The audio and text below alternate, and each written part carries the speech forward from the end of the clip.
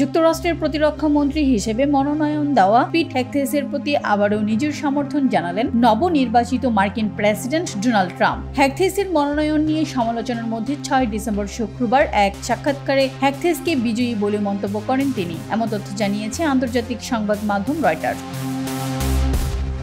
জানা যায়, পিট হেগথেস সাবেক সেনা কর্মকর্তা ও ফক্স নিউজের উপস্থাপক। তার বয়স 44 বছর। সম্প্রতি তার বিরুদ্ধে যৌন হয়রানির অভিযোগ তোলেন এক নারী। এছাড়া তার বিরুদ্ধে আর্থিক অপব্যবস্থাপনার অভিযোগও রয়েছে। এনবিসি নিউজের তথ্য অনুযায়ী অন্তত 6 জন রিপাবলিকান সিনেটর হেগথেসকে পেন্টাগনের শীর্ষ পদে নিশ্চিত করার বিষয়ে আপত্তি জানিয়েছেন। এমন পরিস্থিতিতে তাকে সরিয়ে তার জায়গায় ট্রাম্প ও ফ্লোরিডার গভর্নর ও এক সময়ের প্রতিদ্বন্দ্বী রন ডেসান্টিসকে নিয়োগ দেওয়ার কথা বিবেচনা করছেন বলে খবর দেয় ওয়াল স্ট্রিট জার্নাল।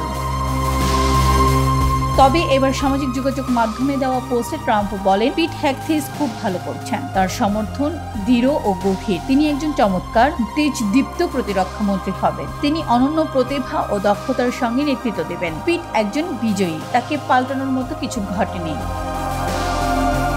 শুক্রবার এনবিসির এক অনুষ্ঠানে দেওয়া সাক্ষাৎকারে ট্রাম্প স্বীকার করেছেন, হেগথেসের মনোনয়ন নিয়ে মানুষের মধ্যে কিছুটা উদ্বেগ আছে, তবে তার আশা সিনেটে মনোনয়ন নিশ্চিত করবে। ঠিকানা নিউজ ডেস্ক রিপোর্ট।